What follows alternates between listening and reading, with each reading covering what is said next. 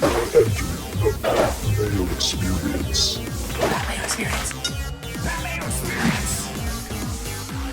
Mayo Experience. Experience. Welcome to the Pat Mayo Experience, presented by DraftKings. Super Wild Card Weekend DraftKings picks. We are focusing on the Sunday-only slate. That is what the Pat Mayo Experience Listeners League is for this week. Only 1,500 spots. It's already inching towards getting full, so highly recommend that you go get your spots right now. 3 max entry, $15 to play, no rake. I mean, it's usually the best tournament you can play on DraftKings. It is especially the best tournament that you can play on DraftKings this week as well. Tambo is the one who talked me into Sunday only. I wanted to do the full slate, but you said Sunday, and logically that makes a lot of sense. People love the full slate because it's 6 games and all that, and the contests are solid, like they're decent. But for me, I like focusing on the shorter slates. I think there's a lot of edge to be had. I think this slate is the best one when you've got Josh Allen, you've got Burrow, and then of course you've got that dome game with Daniel Jones and Kirk Cousins and all the pieces within. So I think it's going to be a good slate to focus on. I think there's going to be a lot you can take away, and you can apply some of it to the main slate as well. So people should, if they want to jump around, we are going to talk about the other slates, not in depth like we're going to talk about the Sunday slate, but if you want to jump around in the time codes, highly recommend that you do that. Rate and review the audio pod while you're here. Subscribe to it as well. Download it. Help us out on that front. But if you want to help yourself out, highly recommend runthesims.com. This is the time of the year where Run the Sims becomes especially important based on what it does. I mean, Tambo, like the Showdown simulator is like where it's at. Oh, for sure. So Showdown, it's especially good, but it works so well on these slates. That's why I bring it up, because if you think something different is going to happen than what the general public thinks, and we've got some games like that, like the Giants, the Vikings, that's a perfect example. Or if you somehow think that the Bills do it on the ground instead of through the air, and everyone else is playing stacks, you can find it that way, and you could set it up within Run the Sims to however you think the game plays out. And these prize pools for just Saturday only, Sunday only, Showdown, and even each of the showdowns for each of these. Massive. Nice money up top. I mean, we'll, like I said, blend it in a little bit. Monday night, when we talked about this last week, we were like, I wonder what we know what they'll do. $1 million up top for America's favorite team, the Dallas Cowboys, versus America's favorite quarterback, Tom Brady. So that's going to be an excellent slate as well. And again, Run the Sims for that is going to be huge. 3-game Sunday slate, $25 on DraftKings as well, $1 million up top. Yeah. Kind of nice. You got to beat 117,559 of your favorite friends, but you can do it. Doable. It's happening. So last weekend, runthesims.com/Mayo to get yourself a discount, by the way. And then NASCAR is coming back, F1's coming back. We'll have projections for all of that. I think those are free up on the site still as of right now until we get the full optimizer in place, but you can make sense of it any way that you want. The optimizer completely in place and all the tools for football, but I had somewhere to go with this. I completely spaced on it. That's how I do. Yeah, Sunday. okay. Listeners League, we got all that out of the way. Promos, that fun stuff. Oh, yeah, I won 2 GPPs last weekend. Oh, yes, of course. On the Saturday slate. So you're ready. I made them on my treadmill when I was remembering that the games were starting. What were the teams? Like roughly what stacks, or what did you go with? I ended up late swapping, and the late swap got me to the W in 2 of them, and I came fourth in the $150. I didn't late swap that one out. I didn't think I needed to, but I had Lawrence and Ingram, and I swapped it to Dobbs and Woods. So I'm trying to remember back. I faded Kelsey completely. What did you text me last week? That was golf. Yeah, why didn't you text me the NFL stuff? I totally forgot. Yeah, and I got wiped out on Sunday, so it was like, all right, I ended up winning for the weekend, but it was like $3,000 one night because the GPPs weren't that big for I won the $33, like me and Pete Jennings at the top. I love it. And it wasn't worth like tens of thousands of dollars. It was worth like $2,000 or something. And that's always the thing, especially this time of year, that I always forget about because you'll win. Like I played the smaller contest this year, like the $150,700 person instead of the $150,000 person. I just had so much more success in that tournament that I always forget. Even when I see like a $33 single entry, it's like, well, I want to play the one that has like $20,000 to first place, not the one that has $2,000. But I always just do better in the other ones. To each their own. I like it. Like you said, I think it's a great thing you brought up. We talked a lot about it in strategy shows and on our regular shows throughout the season, just how you can get a bit more of a sweat that way. It feels like when you have your good weeks, even in the $20, if that's all you play, trying to get that $1 million, it's like you need the absolute perfect nuts. Versus these ones, you can get away with a little more, of course, and you're playing against less players. You're playing with people with less entries versus the max and the other. Like, there's just so many better factors to it that definitely one of the bigger things people should focus on when they're trying to get good at DFS. Yeah, the biggest thing that I didn't have any Christian Kirk last week. That was the big miss. If I had Christian Kirk, I think I would have swept the board. I had like the nuts everywhere else because no quarterback really stood out, right? Yep. So let's see. My contests. recent. This is thrilling stuff here. Let's see. The bootleg won that one. And I won another one for like $300 because it was super small. It had like 33 people in it. The lineup was Dobbs, Henry, and McKinnon, Devontae Adams, Zay Jones, Hunter Renfrow, Okongwu, Robert Woods, and the flex and Chiefs D. And do you remember what you late swapped in? Yeah, I late swapped in Dobbs and Woods for Ingram and Lawrence. Okay, nice. Yeah. Just because I figured everyone had Lawrence left. Yeah, and the late swap works. Sometimes, people are scared to do that. In this case, it helped you and got the W. So. Well, I ended up having to leave like $2,000 on the table. Just like, well, this is my only move. If I swap out off of Lawrence, I have Dobbs. And that's like a $2,000 difference right there. Speaking of leaving $2,000 on the table, that might be a thing to do on this 3-game slate with 117,000 people and a lot of similar build types. Let's talk about the Sunday only slate. Again, the PME Listeners League down in the description. You can go get that one. I want to narrow it down to the stacks that I actually want to play. I don't want anything to do with this Ravens-Cincinnati game whatsoever. I could pick a piece from each team. I don't want to play a Burrow stack against this defense. I don't think they're going to go balls to the wall. I think they're just going to beat them. And it's not going to be a pretty game. Third time they've played. The run defense for the Bengals have been really good ever since DJ Reader came back. So I don't even know how much I like J.K. Dobbins in the game. We know they're going to use the split. Don't like anyone offensively for the Ravens. If I could pick right between Chase, Boyd, the Crocodile Hunter, Steve Irwin, or whoever it might be, Hayden Hurst, like to get a play. But that's just the game that I want to stay away from. Do you want to attack that game? I will because it's a 3-game slate. But I will say one thing. One guy I am interested in, assuming he's going to be the guy that gets in. They kind of we knew Lamar. Lamar posted the tweet out. Baltimore, is done. Like they've pretty much waved the red flag, or the white flag. But what I would say is Tyler Huntley, if he plays at 5,000. Dobbins is still. Who knows what he's going to do, but Gus Edwards, is still banged up. He had a concussion protocol, I believe, so we're not sure on him. But Huntley can actually rush. And if you've got Mark Andrews here and he's got an extra week off healthy, he would have played last week. There's no reason for him to go. I'm just saying all I will do is play those two. And then because I'm doing that, I'm definitely playing Barkley. And the reason I say that is because it's everyone. What anyone will say to me, and what you were probably about to say to me is, why are you playing Huntley when it's $600 more to get a guy like Daniel Jones, or you can just go up. I'm saying the reason I would do that is I would go Huntley, Andrews, Barkley, and then eat in to that ownership on Daniel Jones that way. So projections-wise, looking at it, like there's not a significant difference right now in terms of the median projection between Huntley and Skylar Thompson. Mm-hmm. And Tyler Huntley's dealing with like tendonitis in his throwing hand. Yeah, I care more about his running. I see 100 yards on the ground is possible, especially with the way their running is set up. You say that. What do you think the most he's ever had in a game is? More than that. More than 100? Yeah, let's see. I would find that hard to believe. Maybe I'm dead wrong on that. I don't feel like he rushes that much. Yeah, you'd have to look it up. I just think, again, it's the possibility. This season, the most he's had in a game is 41, and that was in his first game under center against the Broncos. Last year, he did go 72 and 73 against Green Bay and Pittsburgh when he came in. So it's there for him to have those like 12 carries. Yeah, it's not as likely, and he's definitely not the top of the board. You just asked him, am I going to be interested in anybody in that game? And I think both, again, too, the other thing is, don't forget this. Josh Allen up top, Daniel Jones and Kirk Cousins in the dome. If Burrow is going to be the 4th highest owned quarterback, which he will be, they can definitely get there through the air on Baltimore and win the game that way. Yeah, that would be, if I was going to do it, it would be... I'm overstacking the Burrow side is what I'm saying, yeah. Okay, yeah. Okay. Like, if I go there, I'm saying you could go Burrow, Higgins, Boyd, Hurst. Don't even run it back if you don't want to. See, I always find on one of these slates... just slam it. I've had success on some of the smaller slates, and like, I thought that Renfrow was going to be that guy last week. Like, right. No one's going to fucking play Renfrow. And like, I'll just play him, and he'll be like my one-off guy. And Okongwu was the other one. And Okongwu and just fade Kelsey. Mm-hmm. That was the move that I wanted to make, and I felt like that would give me enough leverage if that worked, that I could just have the chalk plays at every other spot, and that turned out to be correct. But this week, like if I want to find like the one or two guys that we can kind of mix through, like on Thanksgiving Day, it was Richie James. Mm-hmm. Like if you had Richie James, you were looking good on Thanksgiving. Like he was that piece, that $3,000 guy that you kind of had to have to make everything else work. Feeling like it might be Irwin from the Bengals this week. Yeah, could be. I'm going backwards with the guys that I like, because Huntley, and then I went to Daniel Jones, to Burrow. Now I'm going to go to Daniel Jones because you brought up James.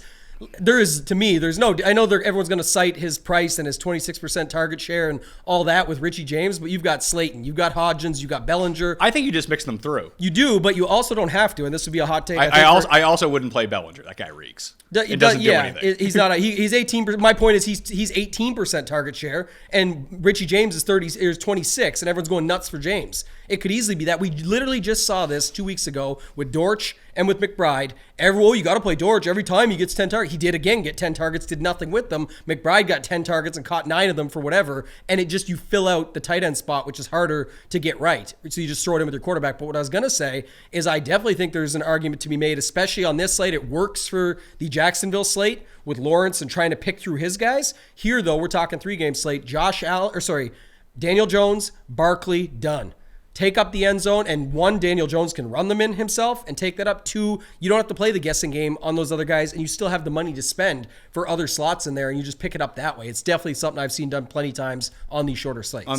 I can see how that can work. My one issue would be, like, if you're going to get, and we even saw it the first time around, Giants against Minnesota, not to say that's going to be a carbon copy game for this time through, but you can just pass all over. They have no pass defense. They can, and here's what happens, though, Pat. Then it goes 6 for 40.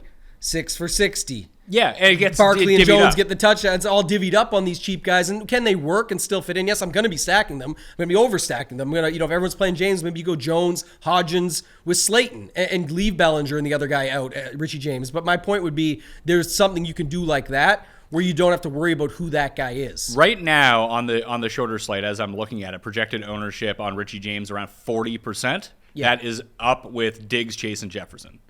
Yeah, it's because he projects the best. He does project the best, but it's insane when you look at what the other 3 guys do. If you just wanted to play Isaiah Hodgins or Slayton instead of Richie James, that makes a ton of sense too. I love that. That's what I'm saying. To me, all 3 of them pop to the top, but it's like 30 or 40% range. I'm putting a bigger target on it, or a bigger range on it. But James, then it's like, okay, Slayton, everyone's going to say maybe he gets to 20 to 25 range, and then Hodgins is what?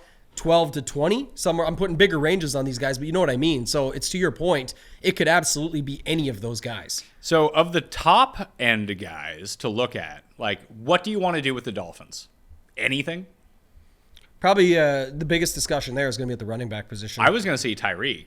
What do you do with Tyreek? Because he's being played, but he's being played behind basically everybody. Yeah, I mean, their offense is very bad through the air with any other quarterback than Tua. So is he a good contrarian play? Can he break a slate? It's Tyreek Hill. Yes. That's the only reason I wanted to talk about Tyreek was if we're talking about someone who legitimately can break the slate, it's him. Yeah, the challenge is he's the exact same price as Saquon. He's very close to the price of Chase. When was the last time Saquon went off in a game? I know he led either week 16 or 17 amongst all running backs, but it feels like he's really like the rise of Daniel Jones in this passing game. Just all teams did was like, hey, we need to take away Barkley and we're going to win. And then they kind of figured it out a little bit with this hodgepodge receiving core. But to go back and Hodgins, there we are. Yeah, Barkley's been amazing. I don't want to take that away. But like 7 points, 27, 23, 6, 19, 15, 5. Like he's a bit hitter. He's not Eckler and McCaffrey, put it that way. Yeah, but that ties into this on a 3-game slate when there is no Eckler or McCaffrey. You sometimes play the volume play based on that because the receivers have way more variance than the running backs. And when you look at the running backs on this slate, it's Barkley, Cook, Mixon, and then you're taking choices on the guy I was going to bring up, Jeff Wilson, assuming Mostert's out with that broken finger. They say it's serious. And then you're picking between like Cook, Singletary, Dobbins, Pirine. That's why Barkley pops up. You do have to play 2 running backs. Yeah, he is by far the best on this slate. It's not even close. However, when you say there's a lot of variance at receiver, I agree with you, but it does seem like there's a lot of variance with Barkley as well, that if you were looking for one of the studs to fade, that one's super risky because his talent is so much higher than everyone else's. But we've just seen him have bad games. That if you could get away with Singletary and Jeff Wilson as your running backs, and then overstack the Giants and figure out something else, I feel like that would make your team. If you don't have Barkley on your team this week, you're going to be pretty unique.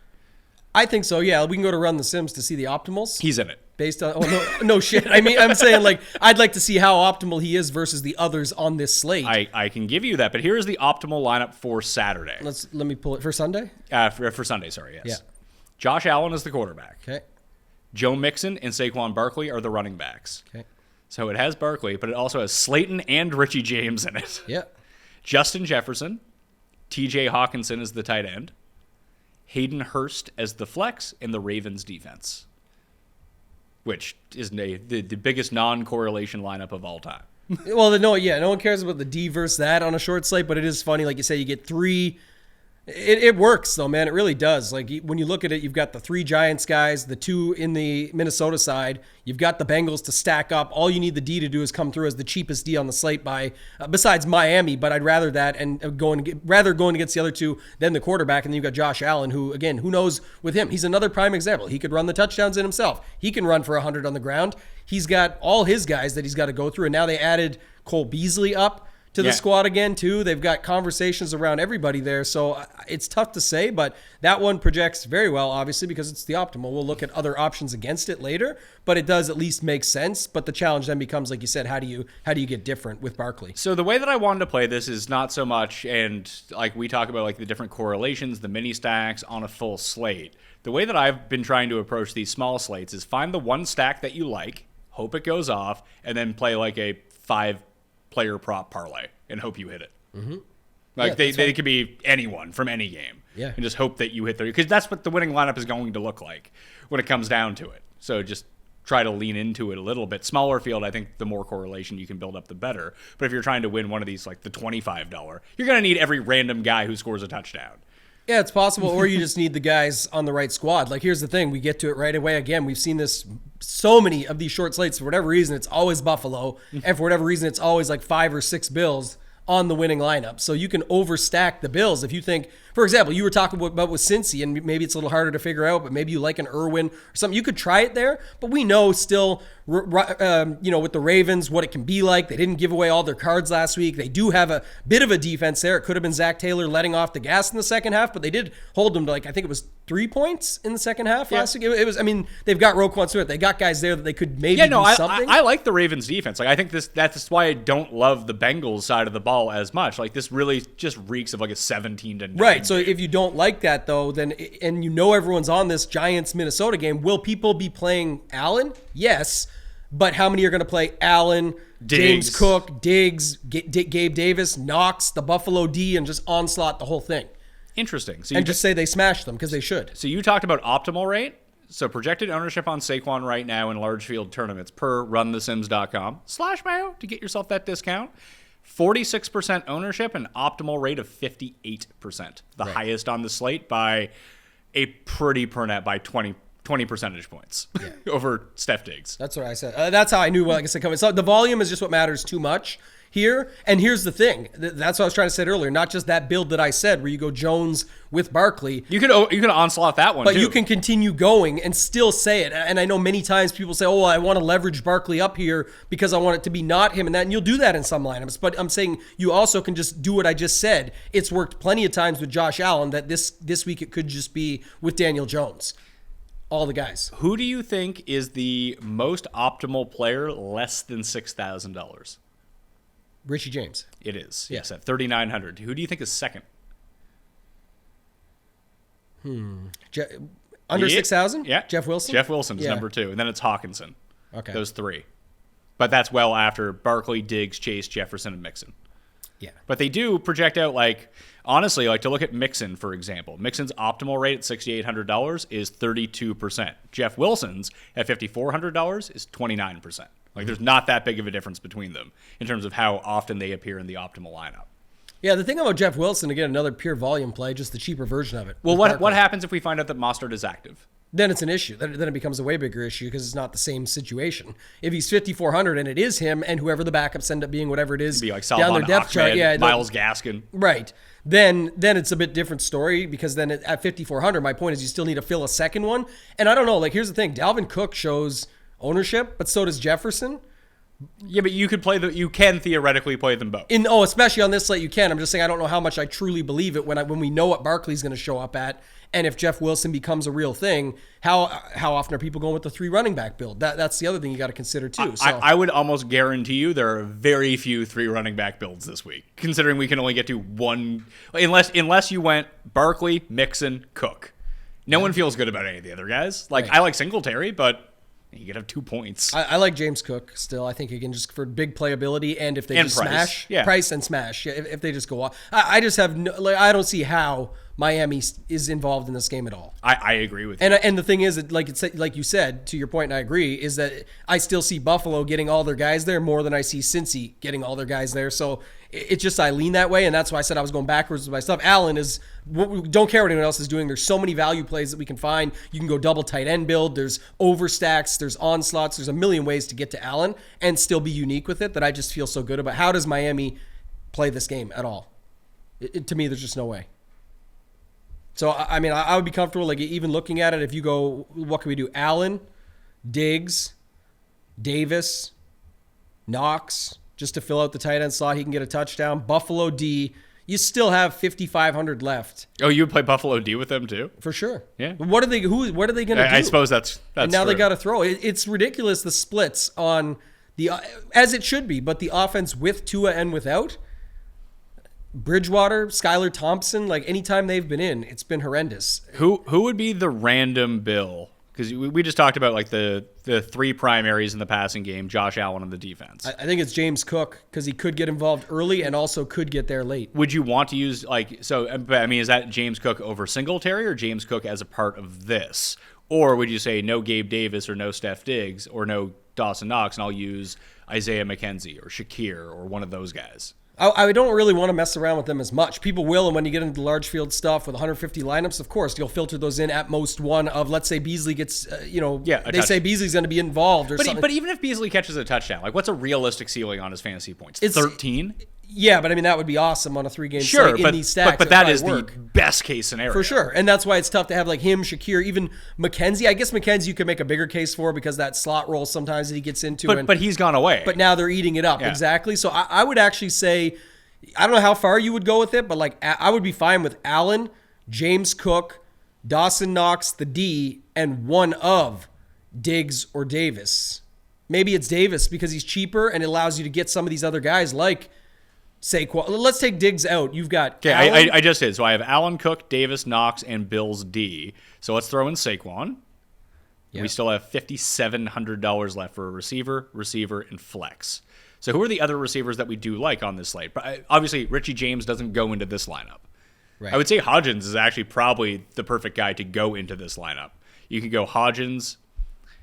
Who does Barkley usually have? Sometimes you can look at like correlation stuff. Him and Hodgins, him and Slayton have had some big games at the same time. Well, just thinking from a game plan perspective. Hodgins and Slayton get there different ways, right? Oh, yeah. I would guess that, like, because Slayton generally scores big touchdowns. Like, he's a big play type receiver. Hodgins is the guy they just use, like, 3rd and 9 from the 11-yard line. Like, once they started to get into the red zone, like, halfway through the year, all of a sudden Isaiah Hodgins is just their guy that they throw to. Yeah, I was thinking one of those guys for sure, and then seeing if we can get Jefferson in too. Well, let's see if we can. Let's go Hodgins, Jefferson, and then we have a flex. And we got 4,500 left. And 4,500 for a flex leaves you with Adam Thielen if you wanted it. Darius Slayton is still there. And let's go below 4,000 once we get rid of all those running backs. This is pretty interesting, actually, Pat. If just like, saying Thielen for the reason that I'm saying it is like, okay, you've got the Bills just going off.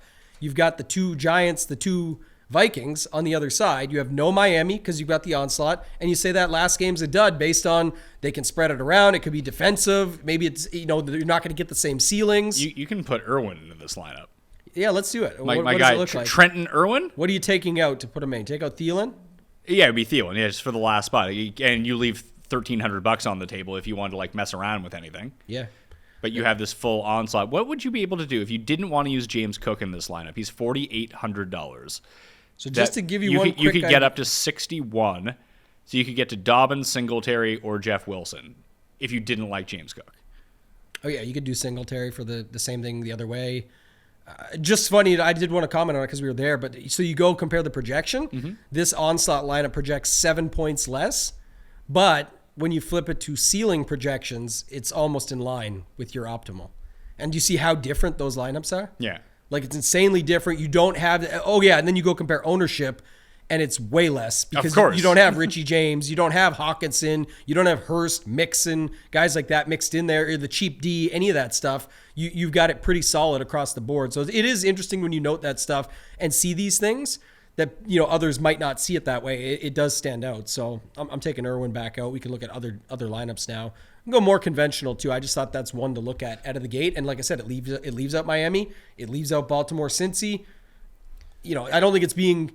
I think it's a little bit too contrarian to just go like overstack the Baltimore Cincy game. You just don't need to do that on this slate. You're going to need pieces from these other spots. You really don't expect them to underwhelm. So that's how I look at that lineup, still being unique, but still having the upside that you need to win a tournament. So what's a more conventional bill stack that we can build here? That like not necessarily like the chalkiest lineup possible, but let's try to fill in the pieces that both we like and we know that everyone is sort of gravitating towards. So we can go Allen Diggs, Knox, probably. Allen Diggs, Knox. That's where I wish I had stuck. I had this lineup built last week for a single entry. Instead I used like Dalton and Darnold in my single entries. Not great. Yeah, it didn't work out. Well, what was the guy you told me last week was going to win us all the money, and then he did not again? Someone said it on Twitter. Said Pat's 0 for 2. They were teasing because of the joke we had from when you told me Fields was going to win us all the money this week. It was Darnold. Oh, it was Darnold. Darnold was yeah. that spot. Yeah, that's what it was. They hit me up on that. The unfortunate thing is sandwiched in between that was like it was the Darnold Tampa Bay week. It was like just play Tommy Tremble and you're good to go. And he had like 15 points. Yeah, that's right. At the mid. That is true. I think it would be Allen Diggs Knox. People just want to fill out the tight end position with the guy that makes sense. You can get after it here against Miami. Do we do any run back? I think you put in the conventional. I think you put Jeff Wilson, and we'll just assume that sometimes our assumptions don't work out. Like last week, Sanders played and it wasn't, and then Scott ends up still doing stuff. Yeah, he ends up scoring, but it was so easy to get. Although it didn't work. Yeah, you just find the $100 and get on to Jonathan Williams. Yeah, $4,300. That's in all my Boston Scott lineups that we had built on the show. I was like, fuck it, I'll just flip them. And then the Scott stuff happens anyway. Yeah. I think Williams actually outscored Scott by the end of it. So I think you put Barkley into this. We just stick with our theme. Okay, Barkley and James. You can definitely put James, yeah.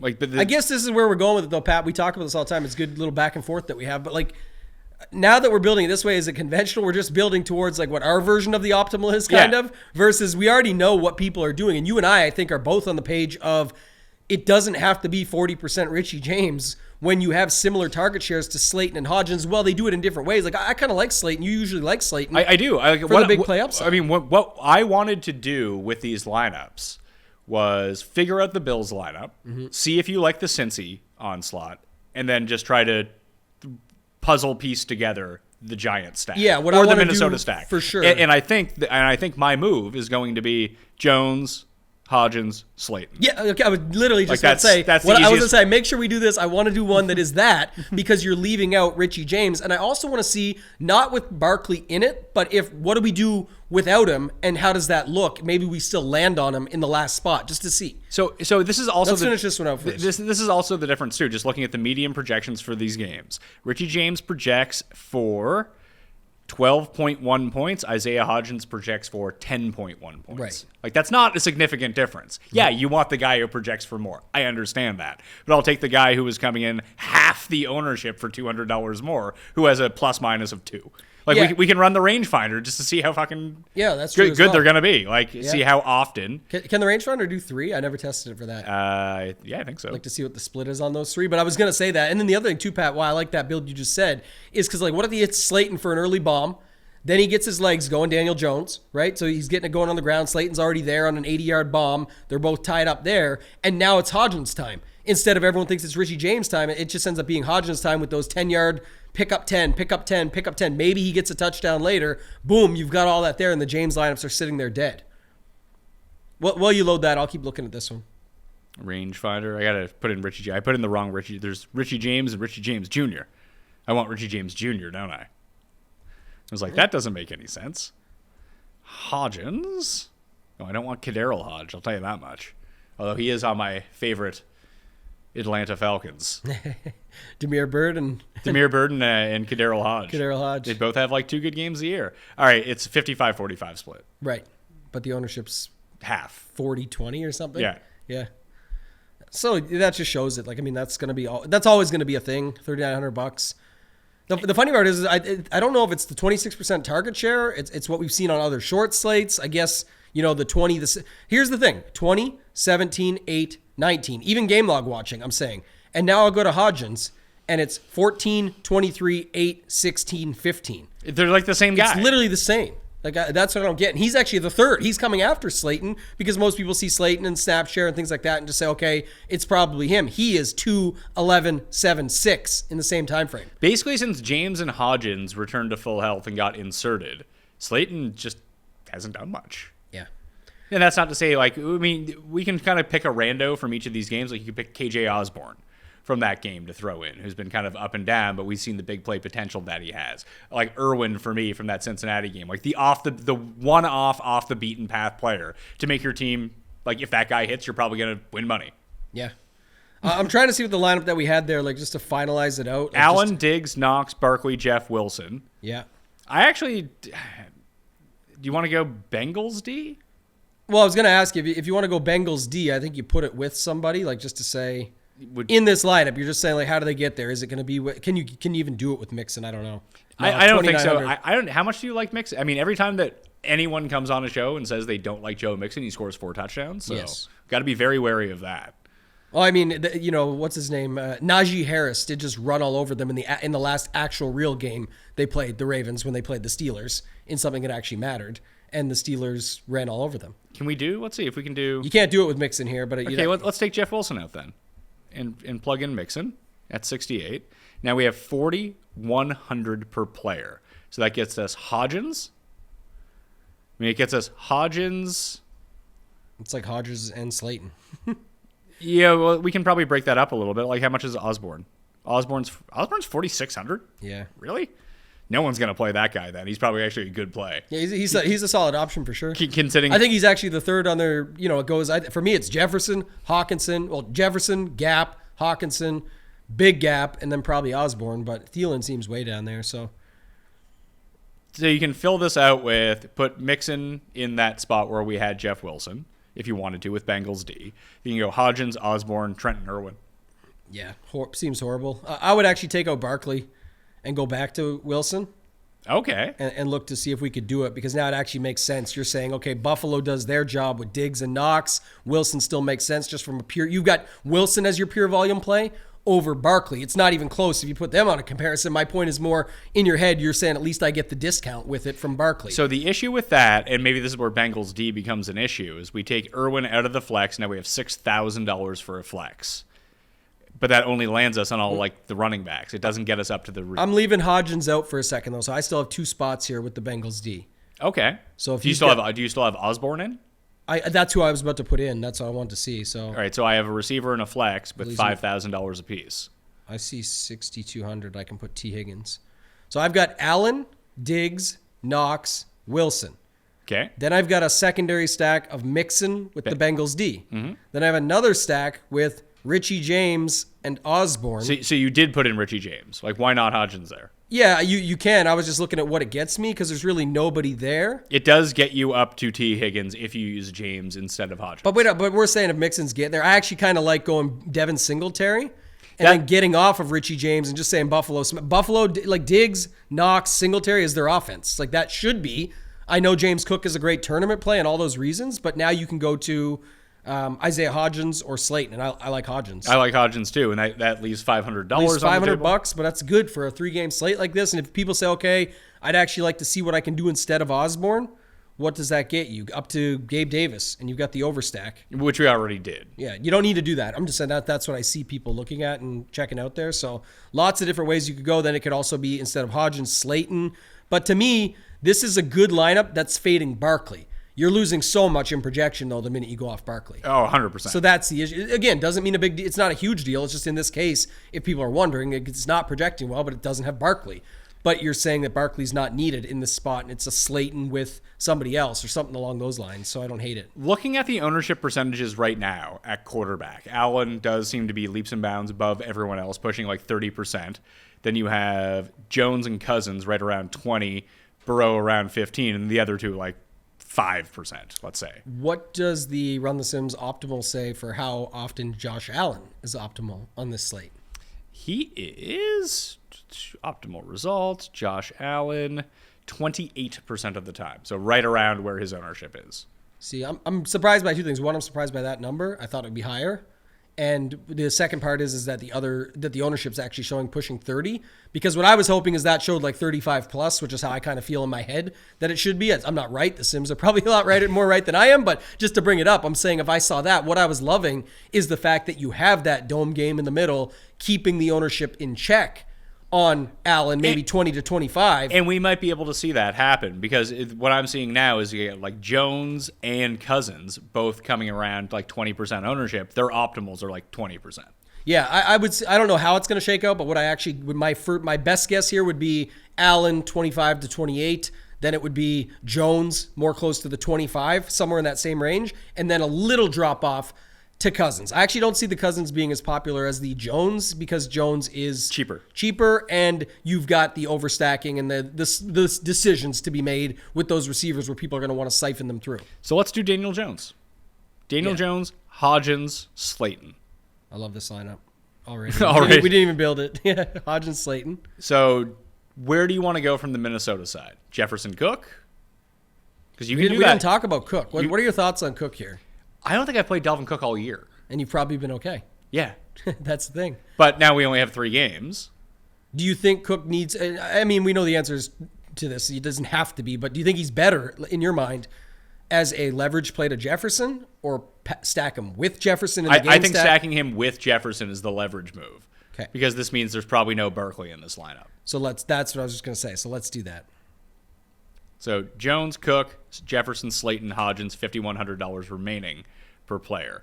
And you're also not using Hawkinson, by the way, which I think is good. Sure. I mean, we could put Hawkinson in No, we could have put him instead, I'm saying. Yeah. But I would think, again, I'm not 100% on this, but I would think more people, when we do our stacking pairs and we see them after the fact, like what's the ownership on that combo, I'd think there'd be more Jefferson Hawk than there would be Jefferson Cook.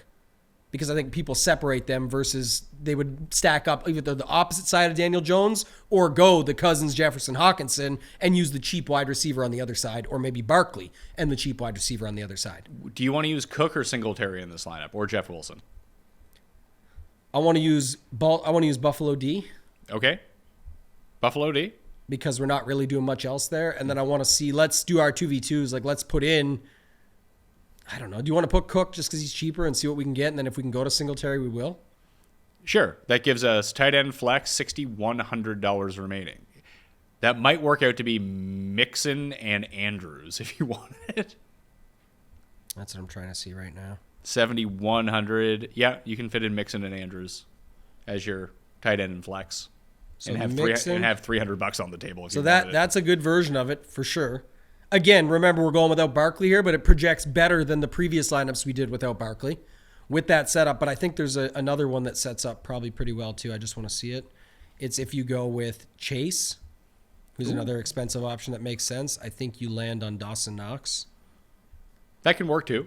And then you've got like Cook, Knox, Buffalo. Yeah, they're like whatever. They both have to score a touchdown. Knox scores a touchdown, Cook scores a touchdown, and the D does its job. That actually projects better than the other one. So secondary stack of the Andrews Mixon is really nice. I like that. Again, if they get there on the ground, and all they do is throw to the tight end, man. It's literally all you saw it last week. Likely, what do you get? 12. I think he got 17 DraftKings points or something with Anthony Brown. That's all they do is throw to it. They don't care. It's kind of what the Bengals will give up too, right? The Bengals will give up that option over the middle. So your original one probably makes more sense. I'm just saying if you want to land in a different way here, you can. Okay. So I think that's a pretty straightforward. Let's build a Daniel Jones with Barkley. Because you had talked about that a little bit earlier. But I'm just going to say it's pretty close because you can leave what you currently... Let's take out... You can build that basically exact same lineup. Take out Dalvin Cook and put in Saquon Barkley. Well, we had Chase in there. In the last one, he's $200 less. So it's kind of... I'm saying you can get there a couple different ways. So, but to your point, let's take out Dalvin Cook. Yeah, let's take out James Cook first. That was the Cook brothers lineup as well. Yeah, Cook smash. Yeah. And you still have, if you just take out James Cook, take out Joe Mixon. Yeah, take out Buffalo D. Let's just go back. No, I have Daniel Jones, Dalvin Cook, Saquon Barkley, Justin Jefferson, Darius Slayton, Hodgins, Dawson Knox, Bills D.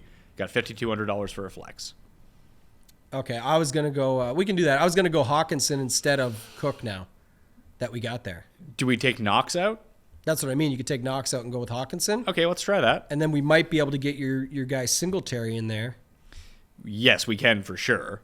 And it leaves you J.K. Dobbins money? Yeah, that's the thing. That upper 5,000 is a real dead range. And we don't have a single Bengal in this lineup. Yeah, I want to see. That's what I was just trying to get to. What if I go to James Cook? Can I get a Bengal? No. How much? Well, how much is Singletary? Yeah, you could get T. Higgins if you want. I can get T. Higgins. So 2 things you could do. You can get T. Higgins. That projects the... Can I say I don't like Hawkinson? Yes. Was this the game that he lit up the Giants? Like, what was his 50-point game? Who did he do that against? It was the Giants. He scored 38.9 DraftKings points. What I was trying to see is, if we go to Richie James real quick.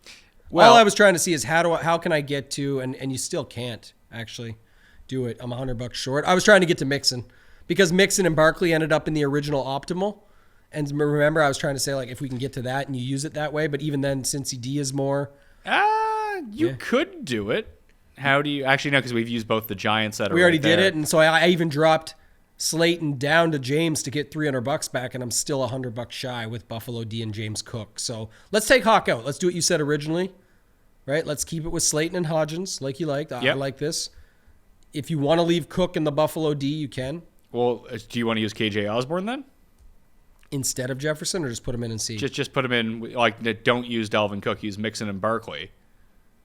And then you have KJ Osborne as the flex, and you have 4,900 for a tight end, which is, well, you can get rid of Bills D and get up to Andrews, or you can just use Dawson Knox and leave money on the table. Yeah, it's that's tough to figure out. That one's tougher. Again, I'm not building any lineups leaving Buffalo off. I can tell you that right now. If we're being honest on this slate, this is for sure a setup. Like, I'm definitely getting it. It doesn't have to be with the Buffalo D, but I want somebody in there from Buffalo. Like here, like you could go Singletary, Knox, leave it with Jones, Barkley, Hodgins, Slayton, the run back with Jefferson. You've got a great piece of that game.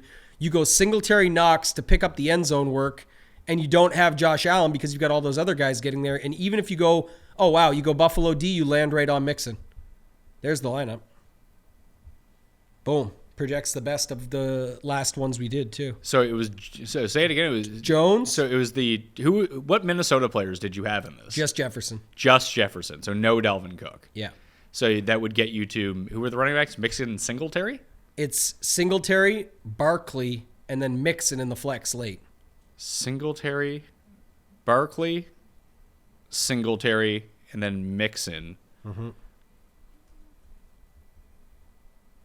And it's exactly enough money. It works out to the exact. And this is what I'm saying. In Buffalo, you don't have Josh Allen, but you got Singletary, which could eat into Josh Allen. And Dawson Knox. Knox and just Bills needs to get D. me a touchdown and the D to do their job against that horrible offense that they're going to try and put on the field for Miami. And then you still get Mixon as a piece of your original statement, which I agree with, even as a Ravens fan. The white flag has been drawn. Like, it's done. There's just no way they win this game.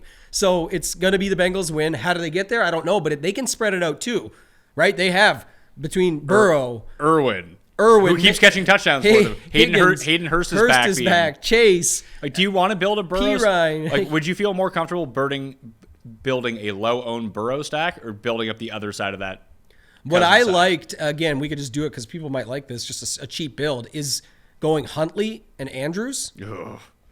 But just do it, but then you're done. You just put in whatever you want. But you can put in whoever you want, but like, how much are you giving up having Huntley versus one of the four good? Like, you need a real, like, even if he gets there, it's no guarantee that he's within 10 points of Josh Allen if Josh Allen has a good game. Well, you're definitely not using him to try and beat Allen. You're using him for point per dollar, but you're definitely needing him to beat the New York and Minnesota game. So it makes sense in this build. This is what I'm saying. It all comes down to game theory. I'm putting Barkley and Dalvin Cook. Barkley and Dalvin Cook, they're in. Because not only can you afford them with this stack, but two things maybe I'll just be quick with. But that's my point exactly, Pat. You are right. But this build just needs to do what it needs to do to be right, in the sense of you're not beating Josh Allen with Tyler Huntley. But you're right. You need him to beat the $5,600 and $5,900 guys because they're right there. But on the same token, the other one of the things I was going to bring up is, remember, if Andrews gets there, let's say Andrews has 2 touchdowns. Huntley smashes because he's got those with him. Right? So you've got it where it can work out in your favor. You make sense that it's going to be mostly those running backs that do the job to beat those 2 cheap quarterbacks. And now you start filling in your Buffalo pieces you want. And if you land on another cheap New York Giants wide receiver, that's fine. You can still land there. I'm trying to figure out how to kind of jam everyone into this lineup. So I have Bills D in here. Who do I want to put with Bills D? Do I want to put Diggs? No, you want to put Gabe Davis and one of the running backs. You want to play both of those guys? Because I have Mixon in here right now with Barkley and Dalvin Cook. Don't need Mixon. Don't need Mixon? You can get him, though, if we want. I'm just saying, my argument is you need to beat those two cheap quarterbacks. So I think the only way you beat those two cheap quarterbacks is because Cook and Barkley take a lot of the work. So we can try Mixon if he fits. He probably does actually still. But you can't use Singletary. No, but you could use Gabe Davis instead. Yes, yeah, you could. You could I have Gabe Davis in this lineup with Singletary right now. And Singletary and Cook split a little. I actually like your take where what you were trying to say, and it makes sense, is like if Mixon does his job, you kind of have a unique build because you got the three expensive running backs that at least should get volume. And then you've got, that's what drives Huntley to need to throw more and push the ball. And now you've got 4,900 left per spot. So here's the issue. Like I have, like in the lineup that I built, because I put Richie James into it, it has $5,400 remaining for two wide receivers. I just don't know what that gets me at wide receiver. It gets you Gabe Davis and no one. So can we go two cheap guys and go with Diggs? Well, if we throw in Diggs, $2,900. I have $3,100, which puts you right on Irwin. No, it doesn't even put you right on Irwin. It puts you $100 less than Irwin costs. It puts you to... Do we think Irv Smith is going to be back for this game? I don't know, actually. I thought that was another thing I was thinking of, though, is that he was getting either warmed up or ready. Wasn't it for last week or something? They were talking about him. And I have no real interest in Irv Smith. I just wonder if that affects Hawkinson at all. Yeah. It probably won't. The way they've been giving those targets to Hawkinson, they should just continue with what they're doing. They should continue to do that. But what about Sherfield here? Sherfield? No, I don't think so. Doesn't look good. Shakir, I guess. Yeah, can you find a $3,000 rando running back to chuck in here? Not running back. It's got to be. I mean, it would probably be Shakir, and you just assume that he gets there late after Diggs did his PPR thing and already scored because it's Shakir. Does Shakir run back kicks as well? I think he does. Does he? Paul? No, it's Hines now.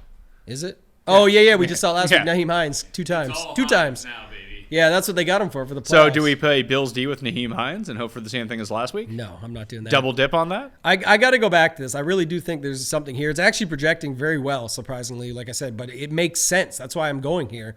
But I want to do it with how we want to do it. Like I like taking out Mixon. Okay, so let's take out Mixon and Diggs and see what we can do from there. What Bengal do you want to play as sort of a run back with Huntley and Andrews? Do you want to go Chase? Do you want to go Higgins? Do you want to go just an absolute schlub and save all the money that way? Can we get Chase? We can get Chase, but it gets real dicey pretty quickly. I kind of want to get Chase and Hodgins and see what happens here. If you get Chase and I think you can get Hodgins and Singletary. I think I found it. Oh God, of course I didn't find it. It's just shy. Maybe not. 4,800. Man, this is so brutal. I miss out on Singletary by $100 with the way that I've built it. Yeah, I can get Jeff Wilson instead of Singletary. I mean, you can use what do you have right now? Tell me what you've got. Huntley, Andrews, Chase, Barkley, Dalvin Cook, Richie James, and Hodgins, Jeff Wilson Jr. and Bills D. Yeah, I don't hate it. It's another way to get there and still have some of those guys that just pick up the PPR points. But man, that sucks. I was trying to do it with Davis. You could do it with Davis. You could do Davis instead of Jeff Wilson.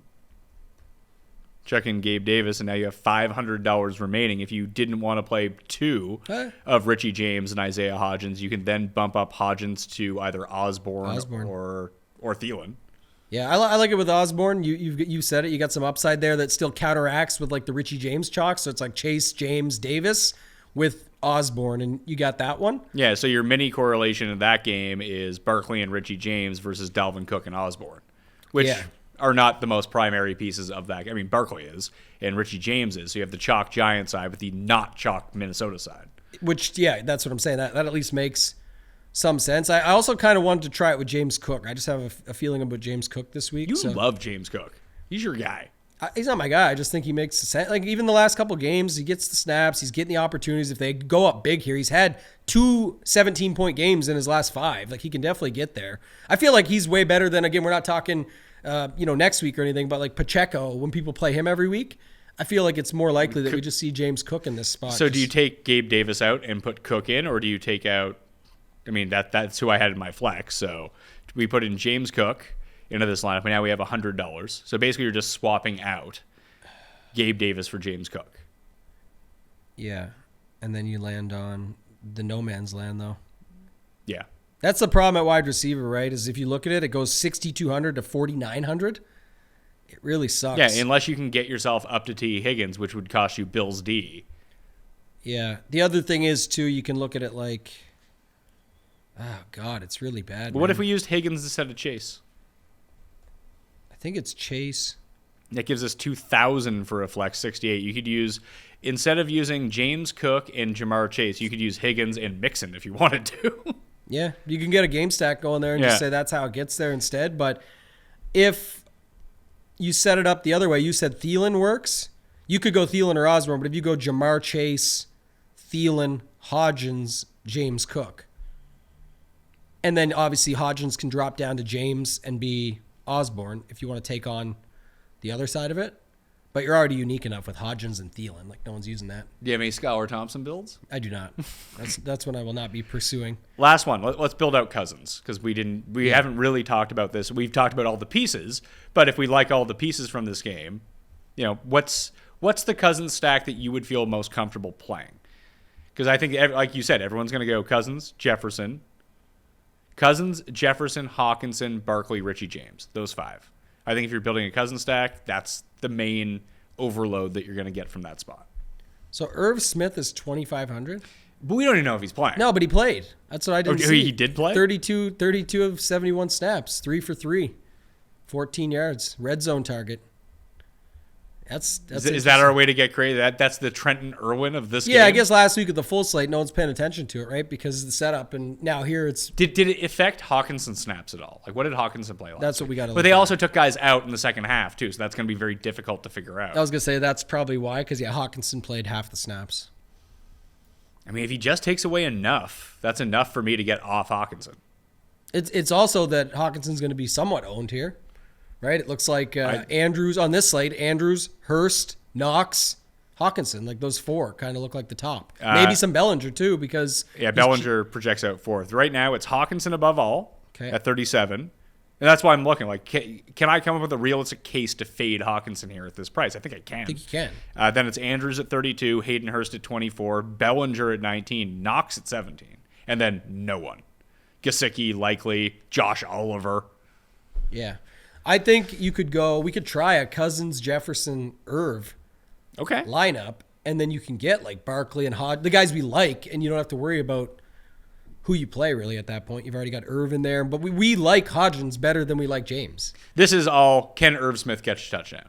Yeah, he got a red zone target last week. He can catch a touchdown. Well, let's go to DraftKingsSportsbook.com and check out what the odds are on an anytime touchdown for Irv Smith in this game. Anytime touchdown, Irving. I assume it's Irving's. 3-1. That's not crazy. It's not like he's not Turpin on the Cowboys, who's like 17-1 every single week. Yeah, and of note, Slayton, Hodgins, Bellinger are like the exact same. Yeah, they're plus 275. Bellinger's. I don't understand how Hodgins is plus 275 and Bellinger is plus 250. How many touchdowns does Hodgins have this year? It feels like more than he should, but it's still, he's been good for them. So yeah, it was 2 of the last 3 at least. Let's see, total touchdowns for Hodgins. 2 of the last 3, yeah. 2 of the last 3, 3, 4 of the last 5 weeks he has a touchdown. Yeah, 4 of the last 6 I see, but that's right. And how many does Bellinger have this year? 2, maybe? 1? Let's see. Now I want to see. He has 2 touchdowns in week 2 and week 6. Way back when, yeah. So basically, since they started running out this lineup, he hasn't done shit. Also, 0 red zone targets in the last 4 weeks for him. There we are. So Cousins, Jefferson, Irv Smith, Barkley, and Hodgins? Yeah, if we want to say, let's start it with that. What's that, 5 guys we got? Yep. Okay. So that's 5,200. Bills D. Got to get our Buffalo exposure somewhere. Bills D Singletary. Yeah, let's do it. Bills D Singletary. When Singletary has good games, who's it typically with? Wrong guy to ask. You should ask the computer. No, I do, but I'm just saying, like, if you had something off the top of your mind, it looks No, like I don't. It's not. It feels like when Singletary has a good game, all the Bills have good games. I was going to say, it feels like when he does that Diggs doesn't. That's what I'd want to know, because I feel like that's... Well, so I can look it up after, like a correlation tool or something. And again, it's small sample because the NFL seasons are so short, but I'm just thinking if he scores, Diggs can still get there. It's a 3-game slate. I just meant, like, if you run him and Diggs, what's it land you on? $4,500? We had somebody at that earlier. I think it was... Well, what if we go... But let's leave him, yeah. I mean, again, this leads to an overload of the Giant side of the ball, but you could go Chase and Richie James to fill out your team. Yeah. I wish there was someone on Baltimore I felt good about playing. There's nobody. Dobbins or Andrews would be the plays, and it's Andrews, I think, on a 3-game slate like this if you just want to hope that they just keep peppering the tight end. But Yeah, problem is here, if you use Higgins, it just leaves you with no one. It leaves you with J.K. Dobbins. That's essentially it, because it puts you in that dead zone of the upper 5,000s. Do you think it's going to hurt Higgins' ownership? That he falls at this weird price where even if you use him, like it's hard to use anyone else around him just because no one likes any of those options, that people just inevitably move off of him? Could. It's so tough to say. That's what I mean. Like if you look at it from the perspective of his price, obviously it's sort of in that dead range, like we said, where people don't want to get to. I got a build here with. I'm going to take Hodgins out. I think I got one too. You give me yours. I'm just over. I like the overstack anyway, so I got Cousins, Jefferson, Irv Smith, Dalvin Cook. Runs it back with Barkley and Hodgins, and then it just fills up on Bills. Singletary, Gabe Davis, Buffalo. Okay, so I went Cousins, Jefferson, Irv Smith, and Osborne. Instead of Cook, I went with Osborne. Okay. Barkley and Singletary at running back. Richie James as a fill-in receiver. Diggs and Bills D. So I'm taking out. I got to move my Cook out and move him up. I just want to see what the projection difference is because I like that setup. It was Singletary and Barkley, right? Yes. Richie James, Jefferson, Osborne. Richie James, Jefferson, Osborne. Won't take. It's nice with these 3-game sites. They're all sitting right there. So Richie James, Irv Smith, Diggs, Bills D. and then it lands me on Diggs and $100 left over, right? Yeah. It actually projects almost the same as what I just had. It's like 1 point off. So something that just came to me, like kind of based off that lineup. Okay. What if we run out that same one, like with Cousins at quarterback and everything like that, Irv Smith, take out Diggs and Bills D and switch it to Mixon and Bengals D? Okay, let's see this. So I'm moving Jefferson You can back. then take out Osborne and go to Gabe Davis. So Jefferson.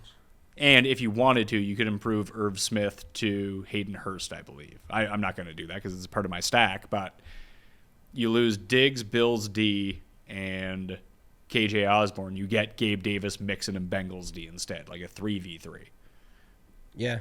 It's another good one. It doesn't project as well as the ones we just did, but from a getting everything covered, like you've got the game stack, you've got Cousins, Jefferson, Smith, you've run it back, you've got with Richie James in there and Barkley, you've got Singletary, Gabe Davis in there for Buffalo, and then you got Mixon and the D going up against likely Tyler Huntley. So also that allows us to do whatever we want because there's $500 left over.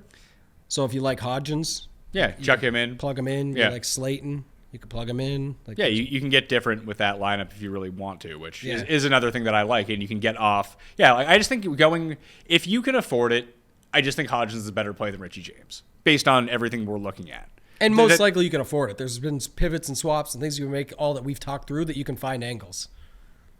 Let's talk Saturday slate very briefly.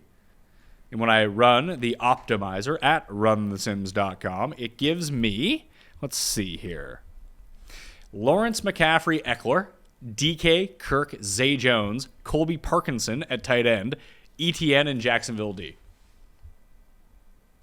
So basically it's Jags overload with Eckler coming back, and then you have Jacksonville D, you said? Jacksonville D. It's Okay, like we got it's 1, 2, 3, 4, 5 Jags with Eckler, McCaffrey, and Colby Parkinson, who I assume is like $2,500. He is $2,500, yeah. So he makes it all work. That's the optimal lineup. I don't know how much interest I have in this slate, but we don't know about Mike Williams yet. I think that he'll end up giving it a go, but it might make a nice leverage spot if he can't quite go all of the snaps. I think Josh Palmer becomes a very interesting play. Yeah, I think Josh Palmer's fine either way because you could just see a Mike Williams decoy. It's like... Yeah, but I want him filling in for Mike Williams. When he doesn't fill in for Mike Williams, he's really not that good. Yeah, but I mean, on this slate, it's a 2-game. You're playing for what Mike Williams goes down after the first series and can't... I'm not playing for injury. I'm just saying there's definitely opportunities for Palmer either way. And Allen is going to be extremely popular at 7,000 on the slate as well. Yeah. Who do you think is the most owned quarterback on the slate? Trevor Lawrence. Lawrence? Yeah, definitely. Who is, if you just had to pick, and like I said, I want to run through these ones pretty quickly, who is your favorite of the quarterbacks on this slate? So close. Probably Purdy just because he's directly beneath him. and just use Purdy to do his job and check down and be a piece of let these guys drag him along. He's got every offensive weapon on the side. I think San Francisco pounds him. I don't. Yeah, I don't see it being close. I think this might be the biggest blowout we see all week. No. Yeah. I think this one, and I mean, listen, it's me. Be completely wrong. I think this game ends up, I think Seattle covers the spread. It's going to be this or the Buffalo game. Yeah. I think Baltimore somehow finds a way to hang in there against Cincy versus... I would agree with you to an extent on that, but I think that Seattle finds a way to either keep it close or in garbage time make it close on paper despite the game never being close. Yeah, I mean, they'll have their Lockett shot or their people DK shot. Yeah, but only thing I've heard about that is people citing like, well, look at what the Raiders did to them a couple weeks ago. Look how close that could be. Like, it's just not. This is going to be. I don't know. I think if you wanted a teaser this week, and it's a lot will be doing it, but San Francisco and Buffalo, just tease them down and put whatever on it. That's the one. Full game slate. The 6-gamer that's out there. I just want every piece of that Tampa and Dallas game as possible. Really? Yeah. I think that game is a shootout. I think it's slow. Really? Yeah, I think they're just going to run. You got Pollard, Zeke, White, Fournette. Everyone wants it to be this bomb game over, like back and forth. Mike Evans, Godwin, use the other side with Lamb, all that. They're going to be throwing at some, of course. Look at the two quarterbacks, but I think it's going to be an under. Okay.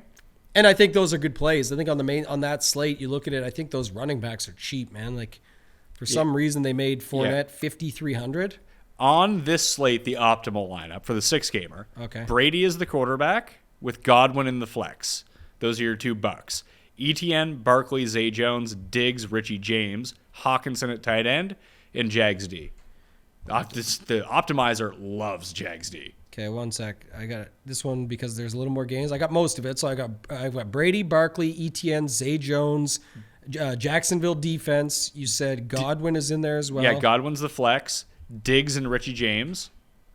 Diggs and Richie James, of course. With TJ Hawkinson. Yeah, this makes sense on paper. Okay. Yeah. What do you have that projecting for? I'm curious. Oh, it's the highest of the day. Yeah, but like what's the actual number? It shows 143. Okay, mine shows 139. Yeah, so we're close. You can get off that pretty easily, though. Like if you didn't want to use Zay Jones, you could try. This is just all the best plays in the lineup. Yeah. This is going to be easily exploitable when you've got 6 games to play with. Yeah, you can just move it, and you're going to have lineups twist the knob just a little bit. You'll be able to make a purely correlated lineup that makes sense, that you love, that features good game theory, everything all involved, and still be 2 or 3 points less than that and way less ownership and none of these. Zay Jones, here's the thing about the main slate, Zay Jones, Richie James, those guys become even worse plays because their price is awesome to make everything fit, but now you have way more options to compare against. And we were talking about Richie James, all we could really compare against on the 3-game slate was the Hodgins and the Slaytons and the KJ Osbornes. Then what, right? Change your build-up, I guess. Here, you've got lots of different ways you can go about it. Would you like to hear the optimal showdown lineup for Monday Night Football? Let me go to it for a second here, and we'll do it. Yeah, it's Tampa Bay Dallas. Brady is the captain. Okay. Now, this is 10,000 simulations. This one appears 13 times as the optimal. And this isn't building in like, hey, I want 4-2, 3-3, 5-1. This is just straight up what it told me. Who is it? Yeah, exactly. It's Brady as the captain with Otton, Godwin, and Rashad White. Dak and Tony Pollard. That seems like the most uncorrelated lineup of all time. Otton, Godwin, Rashad White. Dak and Pollard. Dak and Pollard. So it's Dak. In this lineup, you're saying Brady throws to his backs, Godwin, and hits a rando tight end for a touchdown. Dak throws to Pollard for some gains, and they do everything on the ground. And Dak steals a touchdown from Zeke. I guess that's the story that you tell yourself with this lineup. I don't love this lineup, but like I'm not good at showdown, so yeah, it still makes sense on paper. Like it's Brady with two pass catchers, which is what you're going to want. It's got a running back that can fill in for that, and then it's maybe Pollard scored early and then gets the checkdowns. He gets plenty of passing work, so it works. And the reason it's still at least a little bit unique, it won't be in the big slate with $1 million up top because everyone's got lineups like this. But I'm saying you have Dak with no pass catcher, but you do have a pass. It's Pollard in a running back disguised position as your pass catcher. And what has his targets been? They've been pretty solid, I think. Go ahead. So the next 3 that appear in the optimal most often actually do not project for the second, third, and fourth most points. It's just the way that these 10,000 simulations went. The next highest total of all of them is Brady, Otton, Godwin, Fournette, Dak, and Schultz. would be the next highest projected point total. But in terms of the optimal, it wasn't close with the way that it got spit out. The next 3 that are all tied with 11 out of the 10,000 simulations. 2 of them have Brady as a captain. One of them is Otton, Godwin, Evans, Gage, and Pollard. So a 5-1 Tampa onslaught. So what was that one? I just want to see the projection difference in the two. That was Brady as the captain. Otton, Godwin, Evans, Gage. Otton, Godwin, Evans, Gage. With Pollard. So the difference I have is 7 points between that first lineup and this lineup. Although this one leaves $1,200 on the table. Brady, Evans, you said, but this one leaves big money. Yeah, this one leaves $1,200, right? Yeah. And I have it as the first one was the first one I had is 105.5 points. I have this one at 99 points. Yeah, I've got this one 10 points worse than that. That's just what ended up coming up. And but again, you're going a 5-1 here, full onslaught. Like I can see where people could get to this very easily. So the other lineup is almost the exact same thing. It has 4 of the same pieces, except you take out Cade Otton and replace him with Leonard Fournette. You take out Tony Pollard and replace him with Brett Maher. Just the kicker. Wow. Yeah. And that one projects it almost the same as the last one. How much money does that one use? All of it. And that's with Gage. Uses all 50,000. I think I'm missing a piece here. Evans. Brady, Evans, Godwin, Fournette, Gage. Brady, Evans, Godwin. Oh, Fournette, Gage. And then Brett Maher. Fournette, Gage. All right, I got it. It does seem to me like everyone's kind of like Dallas passing stack is probably the contrarian side of this game. Yeah. Like no running backs, Dak, Lamb, Schultz, Noah Brown, and then figure out the 2 bucks that you like. I think that'll be, if you're going to play it, that's probably the way to play it, to get off of like Brady, Evans, Godwin. They're just going to be, and Pollard are going to be like your 4 most popular captains. I love this slate because, again, I think you and many others will look for these pass catchers, and I think you can build lineups here. A lot of those optimals, which is awesome, but they still had Godwin in there, or they still had Evans in there, or whatever. So you want to use Pollard, Zeke, White, and Fournette. And then I want to use Otton, and I want to use Schultz, and I want to use the quarterbacks, and I want to use the kickers, and I want to use the defenses. I have a huge pool. Like, oh, you named everybody. No, but I'm saying when you build a bunch of lineups. You have no Lamb, no Godwin, no Evans. Yeah, and I'm not going to, again, people that know me and will see the stuff on Run Pure and stuff like that. I mean, I'm not building all my lineups that way. I'm saying that's where I've had some great success this season in Showdown is you're not going off the board looking for the weird play in Showdown or leaving all the salary to just make it unique. That does make you unique, but it doesn't guarantee you to win just because you're unique. I'm looking for to say, okay, maybe it's a Dalton Schultz captain. That would include Dak for sure. Well, and the first thing you told me when you came on is that I think this game is a shootout. You don't.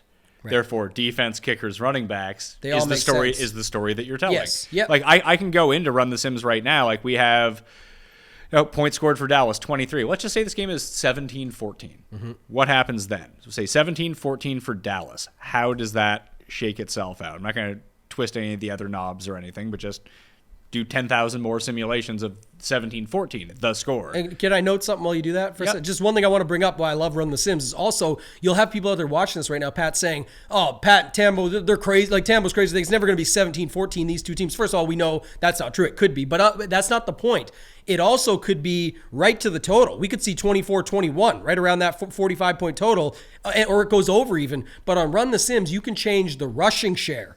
And what they're doing, I'm saying how they get there. What if more running backs score the touchdowns and tight ends and that stuff? I can change all that on Run the Sims. I would say that, and that's actually a really good point. So let's do that. It doesn't. I don't think it's going to be a 17-14 as much as I'm saying if it goes under, let's say 24-21. Well, let's call it 21. Let's call it 21-17, a slight under. Sure, I like that. And in that game, I think both teams probably run the ball a little bit more. So instead of a 50% rush rate for Dallas, we'll increase that to 60%. Yes. And for Tampa Bay, instead of a 34% rush rate, let's call it 45%. And we'll call their rushing TD rate instead of 18%, we'll call it 30%. That's not a big adjustment whatsoever. It's fair. And we'll boost up from 40 to 50% rushing touchdown rate, although I think it's probably higher than that. Let's call it 60% for Dallas. They love rushing the ball. Yeah, of course. And we'll call the sack rates 6% and 6.5% on either side. Just make it easy on ourselves to give us a unique build that way. Run that 10,000 times and now see what our and we're not going in player by player trying to be these heroes and guess it. We're letting the Sims still work. Like here's the game Here's flow. what the game looks like. And again, you're building game flows in Showdown. That's what it's all about. $1 million up top too. So here's how it now looks. The two most optimal lineups both have Pollard as the captain. Okay. It's Pollard as the captain with Myers, and those are the only two Dallas players. Then it's Godwin's, Brady, and Evans with Rachaad White. Then, I think this is the build that you were looking to get for, and it's one that projects for the most points. And it's with Pollard as captain still? It's Pollard with captain, Brett Mayer as a flex, with Zeke. Yeah. And then it's Brady, Godwin, and Fournette. Yeah, I love this build, by the way.